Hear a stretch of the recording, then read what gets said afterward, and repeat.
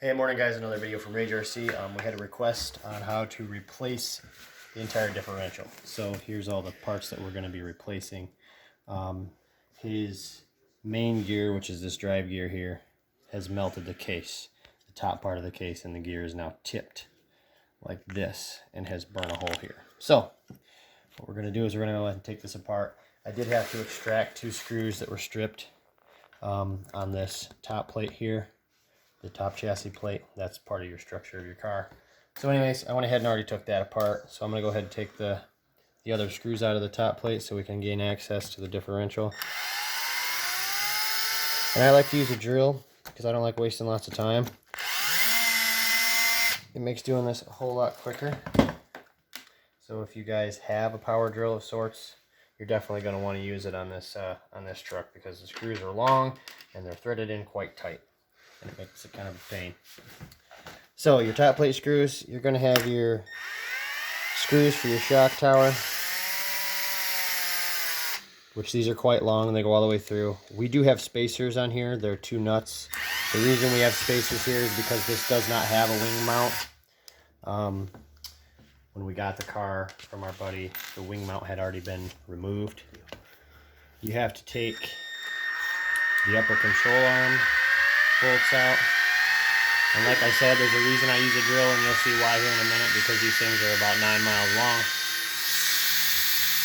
I think they're 50 millimeters, but yeah, you gotta get those all the way out of there so you can tip the control arms out of the way to gain access to the bulkhead or shock tower mount. I'm not real sure exactly what they call that.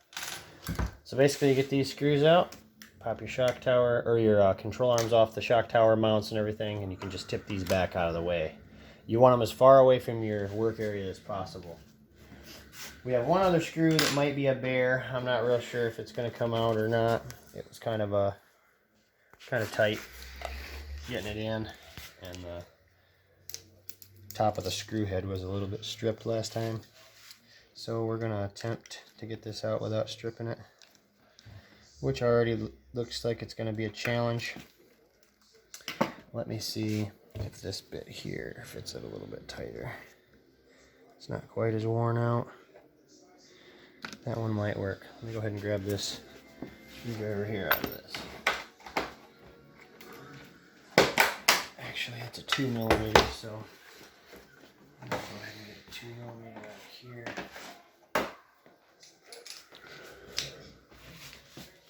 Get this bolt out of here. Ooh, that's the rounded side. We don't want that side. We want the straight side. The reason why these fail, for the most part... Oh boy, that one's nice and stripped. Oh my gosh. Anyways, the reason why these fail is because the case right here is plastic, and it takes all that stress. So I'm going to probably be building a brass repair for this at some point. I'm not real sure exactly how well that's going to work, but we're going to try. I don't know if I'll be able to get on this with a pair of vice grips to break it loose or not, but we're going to give her a try. It's not a very good location, let me tell you. Doesn't look like it. Okay, so one way to get out screws that are stripped. I showed this to Josh on one of his motor mount screws. Actually, I wasn't really here to show him, but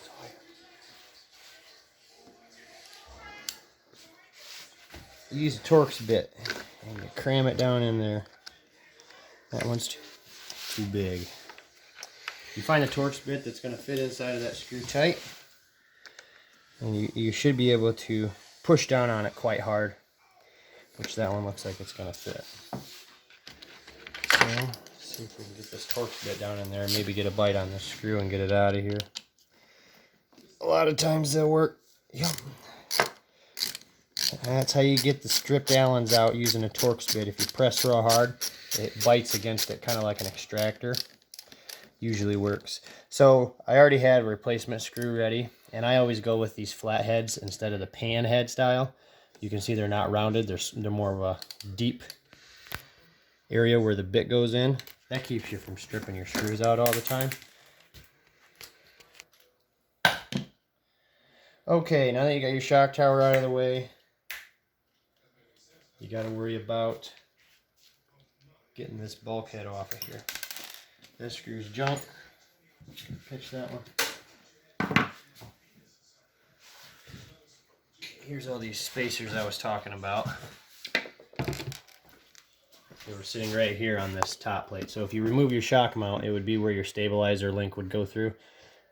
If you had them, which is what these balls are for here. There's a metal bar that comes through and bends over. It's got 2 links. Helps keep the control arms together as a unit. We do not have the stabilizer links on our shredders. Not real sure why they don't do that. But anyways. Sawyer.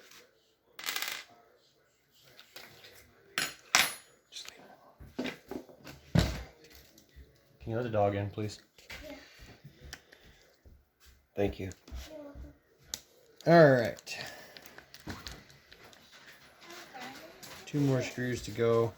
These are still the 2 original factory screws left that aren't stripped on top, but I'm going to look and see if I've got some replacements in my box, because I don't really care for this design at all. The panhead screws, like I said, where the bit goes is not deep enough, and they strip out real bad, and I don't care for that. Anyhow, get all your screws out. Make sure you have everything out of the way, and you should be able to lift this top plate up. See, right there, it's melded this top plate, which is kind of what I figured it did. And there's your problem. It's melded it right into the plastic. So the gears are still good on the diff itself, but when it melts it, it changes the angle so that the gear can no longer mesh with this other gear. But we're not even going to worry about that. We're going to replace the entire unit all the way around. So let me get this thing pried apart here. That's the top of the differential. We are going to be replacing the bottom of the case as well, simply for sake of having it apart. I don't like messing around doing things twice. Now this is going to come apart really hard where it melts. And I would just normally replace this, but I don't have another one right now. So let me get some paper towels. I like to use paper towels when doing stuff like this. A lot of people use shop rags, but I just lay my crap out on shop rags. They don't hold any grease whatsoever. So anyways, you're going to take this and you're going to pry this loose. And you'll see what I mean up here at the front where it's melted into the plastic. You're going to want to be careful and kind of pry underneath of this right there. See what I mean?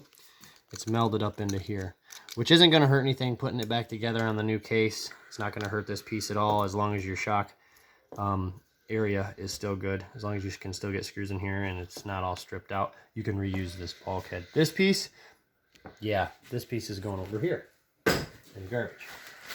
Okay, on to the next step. Before you go tipping it over, I like to take a paper towel and I like to get down in here and get as much of this gear lube out as you possibly can. If not, when you tip it over, you're going to make a gigantic mess all over your counter, and your other half might not be so happy.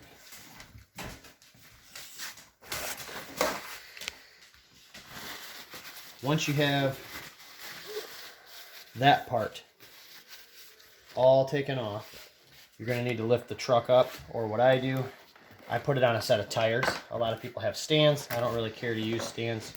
I put it on a set of tires and I go right on from the bottom, and there's 4 screws that go into the bottom of the case.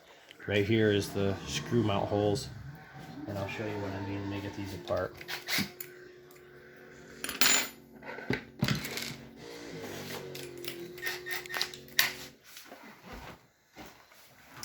Okay, we're coming in from the bottom. There's 4 of these screws. Oops, I grabbed the wrong bit. I believe it's this one here. There's 4 screws here that you got to gain access to. You're going to pull all 4 of these out.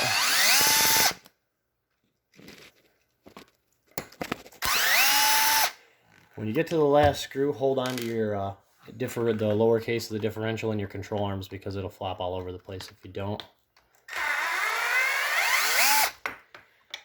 I've got 1 screw left. And as you can see, everything comes right off as a unit. These are pretty easy trucks to work on. That's one reason why I like them. So this whole unit comes off. The lower gearbox, half of the gearbox, gear case, is where everything mounts for your lower control arms. Your suspension pins and everything are all in here. It's a pretty simple setup. Basically, all you're going to do from here is take these two screws out, and pull those off. It's pretty simple. So what I like to do is I like to get the truck right out of the way for this part. And I like to take these and lay them down just like this. These still have the original screws in it, believe it or not, and this is the third case we've put in this truck. The first case, somebody else set up wrong. I'm not real sure what happened there, but it didn't have any fluid in it when we got it tore apart. Okay, you pull these two screws off, and this little plastic cap here will slide out. And as you can see, these are your suspension pins. You're going to take this and you're going to rotate it. And you got two more screws on this side you need to remove. These are Allen screws.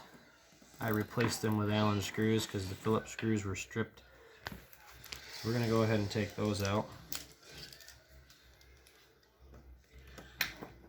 And then we're going to clean everything up. That one doesn't feel very good. Let's see if this one here is a little tighter.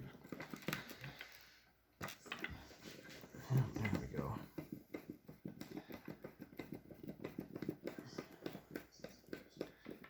Pull these two screws out here. It's pretty simple. Now this is the entire case. A lot of times if you have a bad diff, just the gear part, which is over here on this shop rag. See the case there, then you have your differential gear set, and then your main gear. Go ahead, the main gear itself is usually the one that'll fail when you have a bad case, because it'll strip here, and it also can damage this. Usually, 9 times out of 10, it's the spider gears in here that wear out. But we are working on a future update for that. One of my friends got a hold of me and was talking to me about possibly using the Arma 6S Creighton gearbox on hot racing. It's an aluminum gearbox. Instead of being plastic like this one, it's aluminum. So when we get the new ones in, we're going to try that out. Okay, once you have everything out, I just kind of like to wipe things down a little bit. And as you can see, that's not the original aluminum here. My buddy Josh built one out of carbon fiber because that aluminum pin mount broke in half one day when he ran into one of those garbage cans on the side of the street at like 50 miles an hour. So that was quite funny when he told me that. He's like, I ran into one of the trash cans. I'm like, man, that's not good. So anyways, we put it all back together, and here we are again doing it again for the third time. So anyways, this is where your case goes in at. It's got 2 screws here and then 2 screws in the back. These do not come pre-threaded. They're just holes. The bottom ones are also the same, and they're a little smaller than the bolts that go into the bottom of the case. So what I like to do is I like to find the next size drill bit up that's just a little smaller than this bolt here.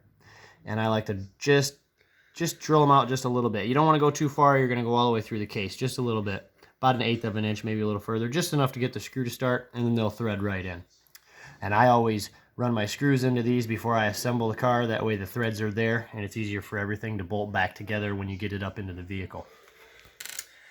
Okay, basically, that's what you have to do to get the differential out. I'm going to go ahead and cut this video short so I can get the screws pre-threaded into the case. And the way you put it back together is to reverse the procedure. So if you have any questions, or if you would like some assembly, tips or anything like that, I'll be more than happy to leave a comment, or you can contact us on our Facebook group, Rage RC Repair. Basically, that's it. That's your shredder differential removal, and that's the entire case. I don't know if anybody else has any other questions. Just leave me a comment. Like I said, contact me on Rage RC Repair on the Facebook group. Don't forget to subscribe. Thank you.